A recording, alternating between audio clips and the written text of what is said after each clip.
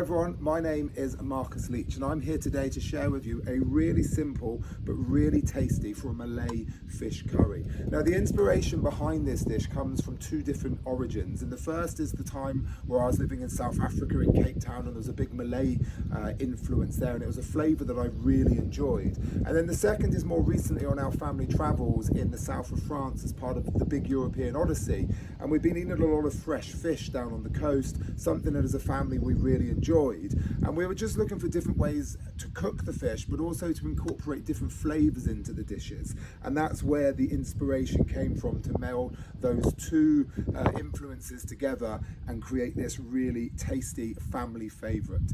Now before we get started, I just want to quickly run you through what we're cooking on. Now we have always used the CADAC Carri Chef 50. It's been absolutely brilliant for us. And then on that we're going to be using the paella pan, which might seem a little bit unusual, but actually for dishes which have got sauce, more liquid, need to cook for longer, it's actually a really good dish, so we can just leave things to simmer once it's all on the go. So that's what we're cooking with. Let's take a look at our lovely fresh ingredients and then we'll start the cooking.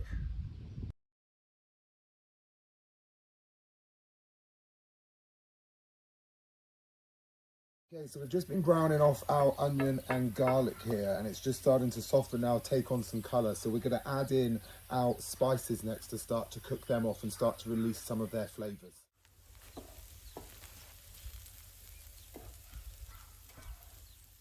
Flavours are fully released on those spices, so I'm going to go in now with a tin of coconut milk. So that's going to go in first. Going to make sure that's all in. And then I've also got 2 tins of chopped tomatoes. So that's just plain, simple chopped tomatoes. In they go.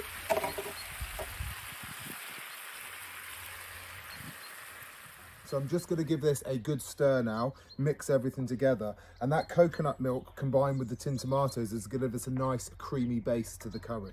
600 ml of vegetable stock here.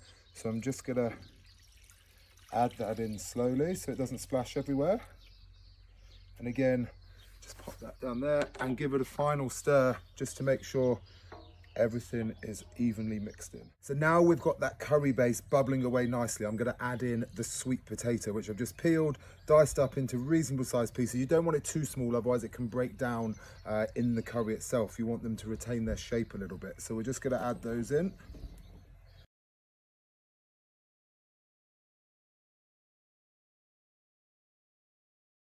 Okay, so that's all we can do at the moment. We're going to pop the lid on, turn the heat down to a simmer, and then just let this cook for about 15 or 20 minutes until the sweet potato starts to soften.